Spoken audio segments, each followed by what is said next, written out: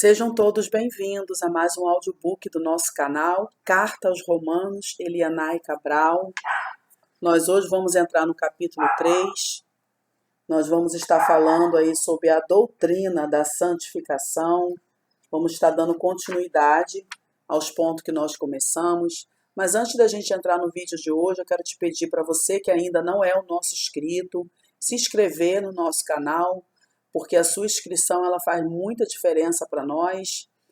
Você, com o seu apoio, você vai estar fazendo com que o nosso trabalho ele chegue a mais pessoas, vai estar fazendo com que o YouTube possa estar recomendando esse vídeo para mais pessoas.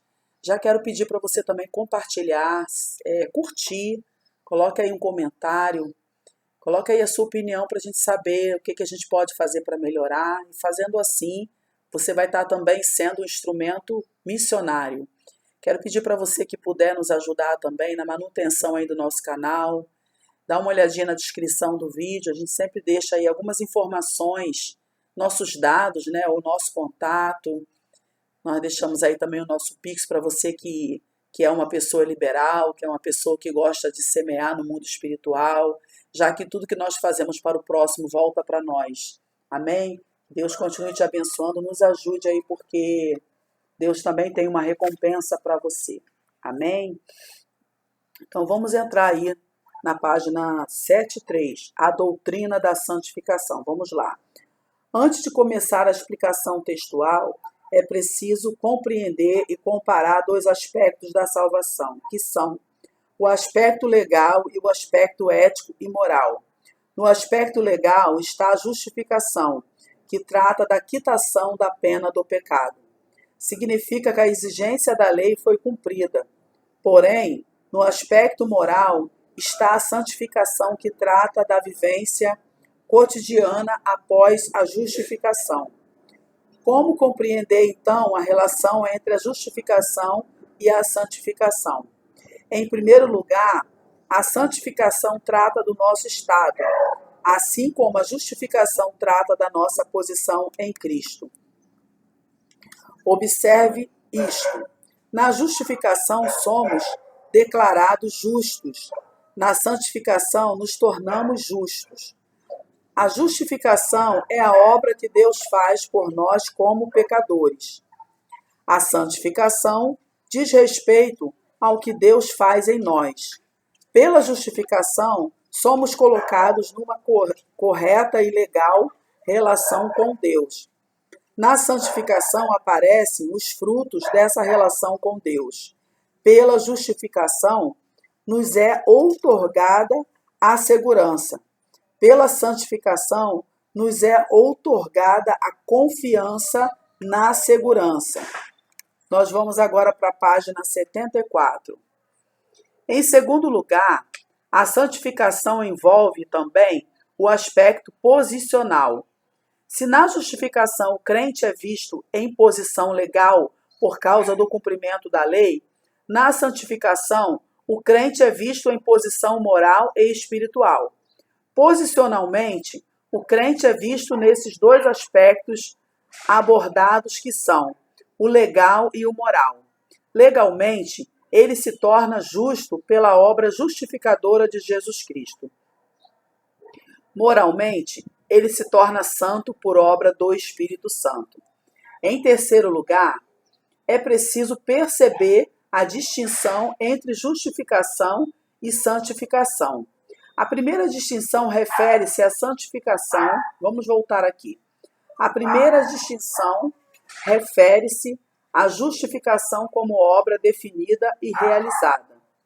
É obra completa e perfeita, porque o perfeito justo, Jesus, realizou esta obra. Porém, a santificação é obra do Espírito Santo.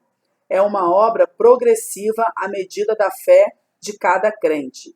A justificação e a santificação se completam, isto é, estão ligadas no propósito da salvação.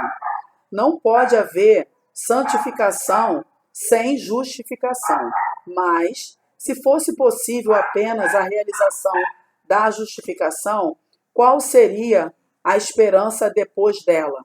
Por isso, a santificação é uma obra indispensável e dinâmica na vida do crente justificado.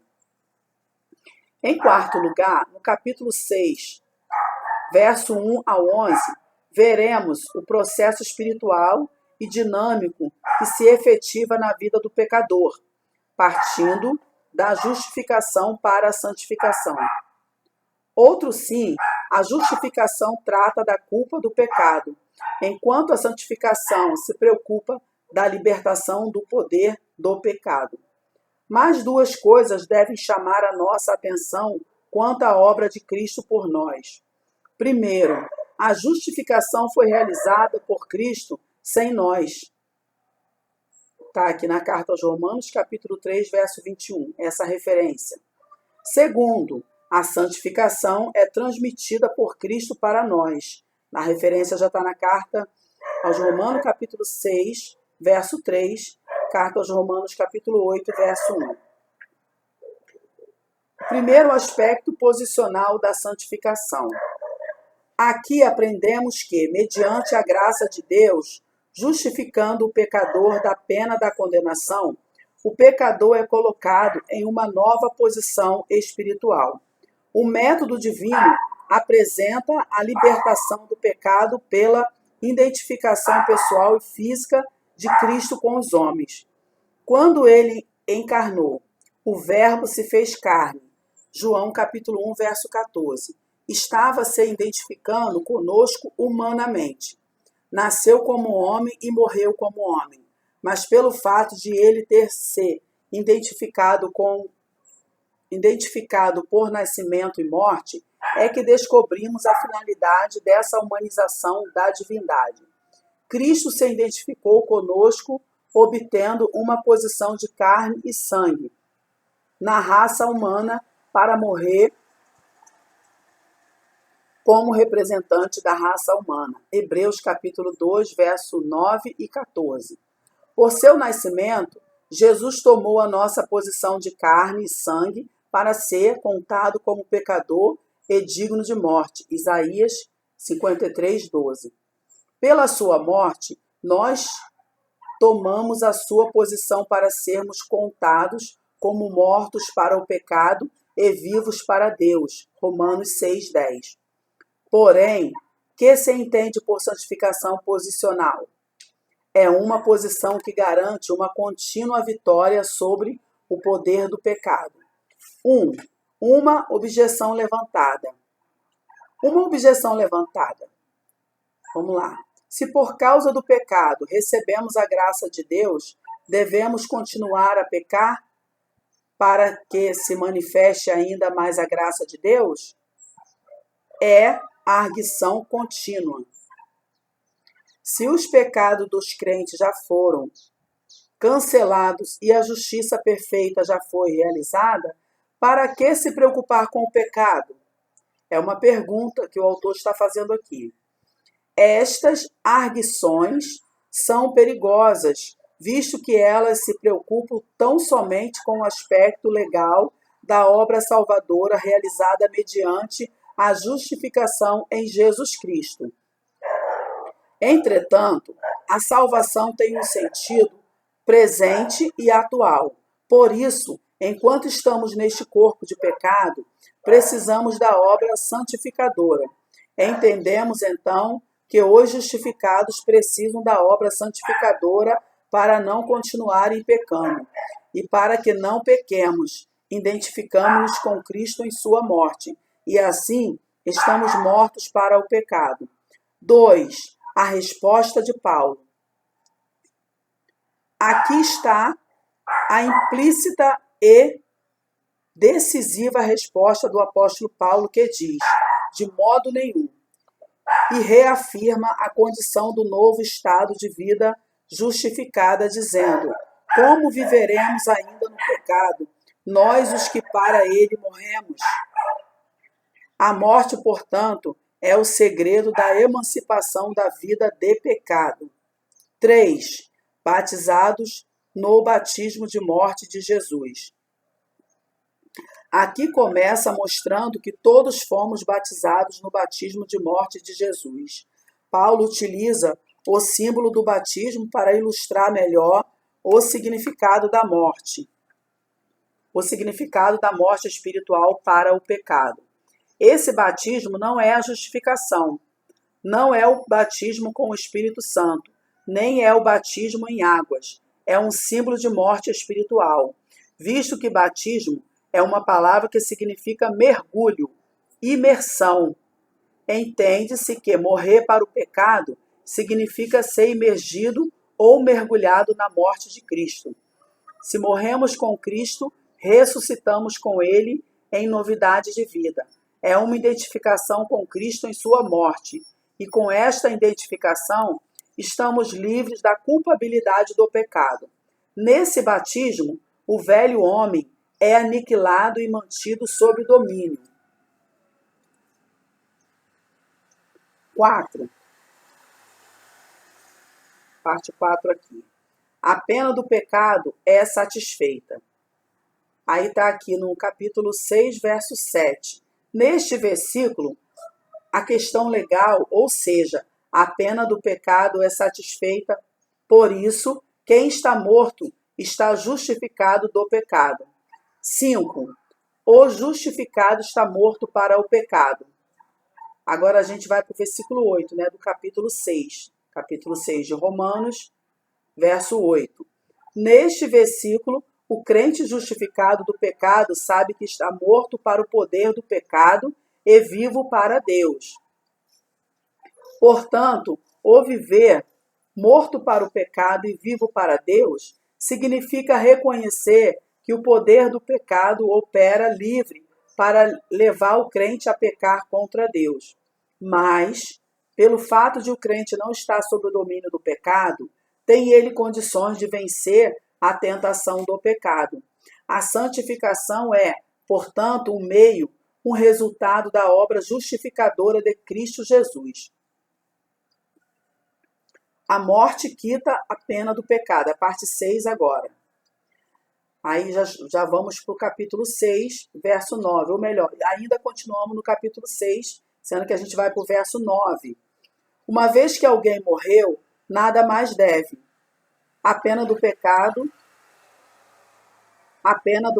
está quitada. Parte 7. Ressuscitados em Cristo. Vamos agora para o versículo 10 desse mesmo capítulo 6. Aqui está o resultado da morte para o pecado, que é a ressurreição em Cristo.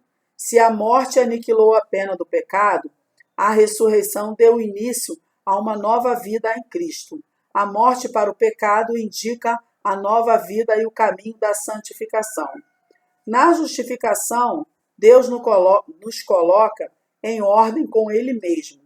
E na santificação, Ele nos mantém diante dele, justificados e santificados.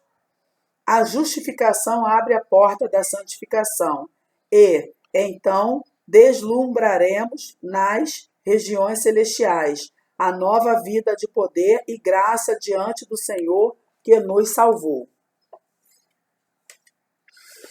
Nós vamos agora para a página 77, o aspecto 2, que é o aspecto moral da santificação, ainda no capítulo 6 de Romanos, verso 12 a 15.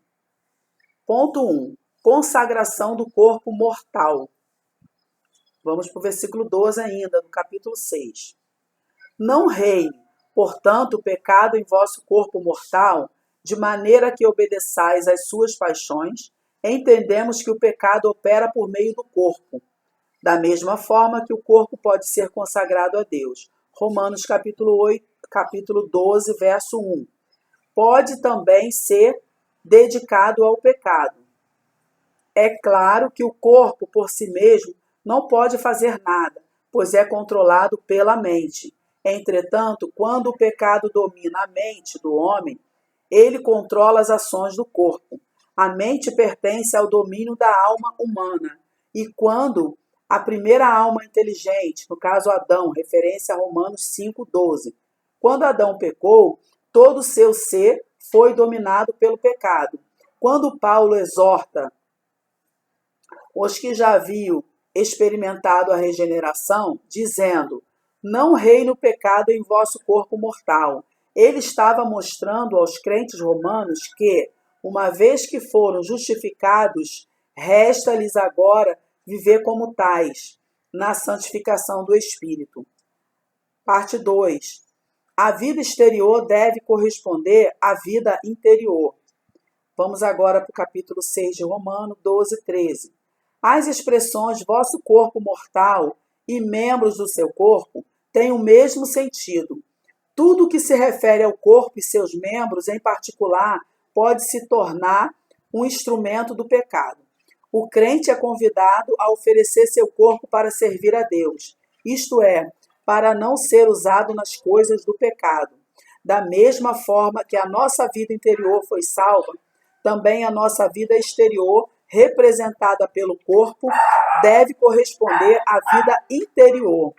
Alguns teólogos, como Calvino, acreditam que a alusão à palavra corpo se refere à totalidade do ser humano, isto é, corpo, alma e espírito.